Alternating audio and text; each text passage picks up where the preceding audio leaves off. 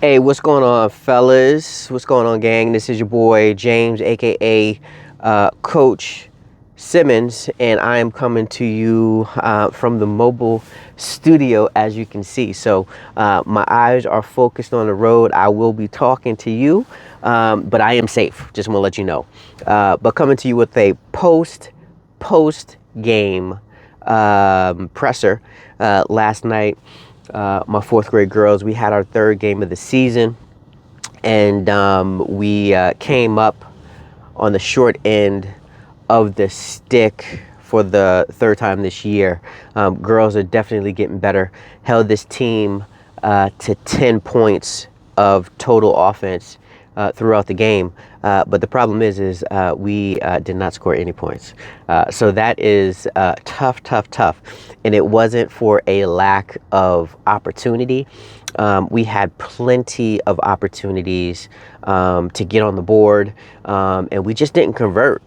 And that was the story of the game yesterday when it comes to our offensive lack of output. We didn't convert on the baskets that we needed to convert on. So we'll work on that. We'll get back to the gym and make those corrections, get shots up, and hopefully improve upon our field goal percentage, even if we shoot 10% from the field. But other than that, the girls did very well in other aspects as we are still coming together, still trying to gel as a team. Mixed up the lineup a little bit, had a little different energy, but want to give all of the young ladies an opportunity to see what it's like to start a game, see what it's like to come off of the bench, and how you help your team in those aspects. And we had 7 players, so the rotation was definitely crisp. Everybody got plenty of minutes. And we're able to close out quarters and halves just so they can get that understanding as well. So it was all good. But definitely the girls are doing a little bit better job. I'll say a lot better job of transitioning back to defense.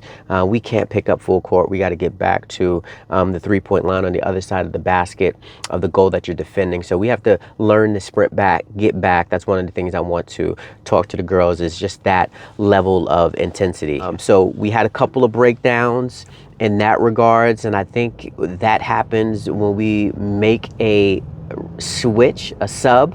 The person coming in, it's all about that communication. I'm coming in for you, Jane. Who do you have? I got number 5, Sally, and making sure that those things are being communicated when there's a substitution. So, little things like that we got to work on. Definitely had some breakdowns, and those things will be cleaned up as we get some practice time. But other than that, that's the offense, that's the defense. My biggest thing, because I'm also a parent, I sit in the bleachers. I want to root my kid on. I want to cheer my kid on. I want my kid to be successful. But in order for your child, and I'm speaking to you all now, from a coach's perspective on how a parent can help their kid when they're playing.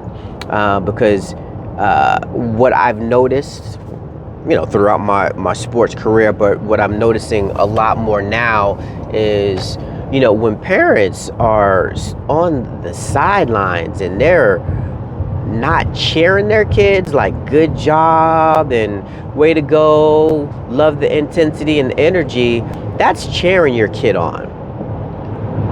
This is not cheering your kid on. Put your hands up, move to the ball. Oh, you got to go to that spot. You got to do this. You got to do that. That's coaching.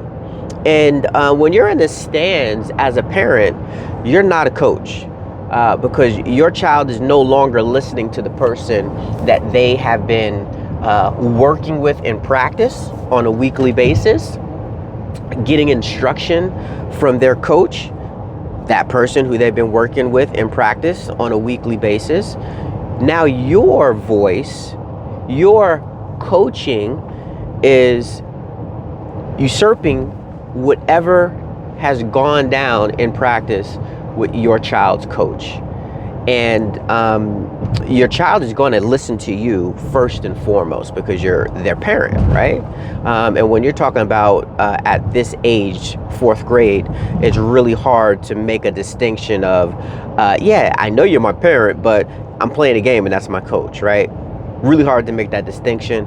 And I would even go on to say that some kids that are older have a hard time making that distinction too. And what it does is it creates a lot of conflict within the child, of who do I listen to? I don't want to disobey my parents. I don't want to not be a good athlete or person and don't listen to my coach who's been pouring into me. And it is major conflict. And one of the things I've witnessed and I've seen the body language and I've gotten feedback is, the athlete, kind of moaning and groaning to themselves on the court and looking in the stands at their parents with the side eye, because enough is enough, right? And you can't say it, but we've seen those instances where even the child has had enough of their parents on the sidelines, shouting and yelling instruction, and it's embarrassing, it's conflicting, and emotionally draining on the kid. And I gotta say, I've seen in 3 games, a couple of instances where our first game, that was the situation, and the kids were not listening, or they did not hear my voice because there was so much chatter from the stands. Second game, it was a totally different environment, and there was more cheering than anything, and the girls responded. They scored 16 points. They played basketball.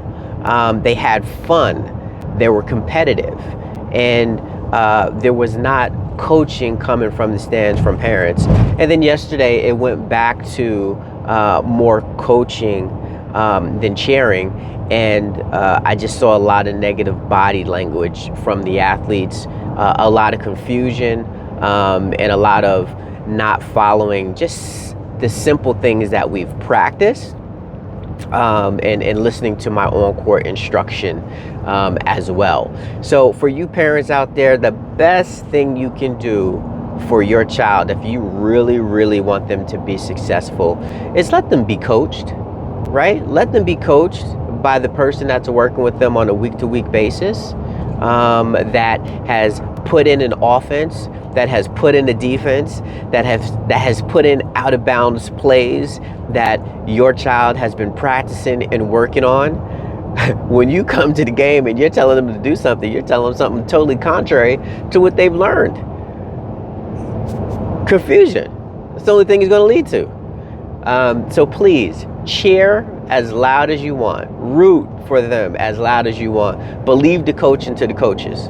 That's what we volunteer for, is to coach your child as well as my child, because we rely on volunteer coaches. So just wanted to give y'all a quick update, nearly 10 minutes long, of the game, but also giving you that perspective of how you can be, a really supportive parent to your child who's competing in whatever athletic event it is, right? It is not necessarily just basketball, but whatever sport that they're playing. The same principles apply. Let the coaches do the coaches, and you as parents, you do the cheering and the support in that regard. So this is your boy, Coach James, on a Wednesday. Got a game on Thursday. And definitely we'll be back, give you an update on that. Until then, take care, be good, God bless. Enjoy the rest of your week. Happy Hump Day. Peace.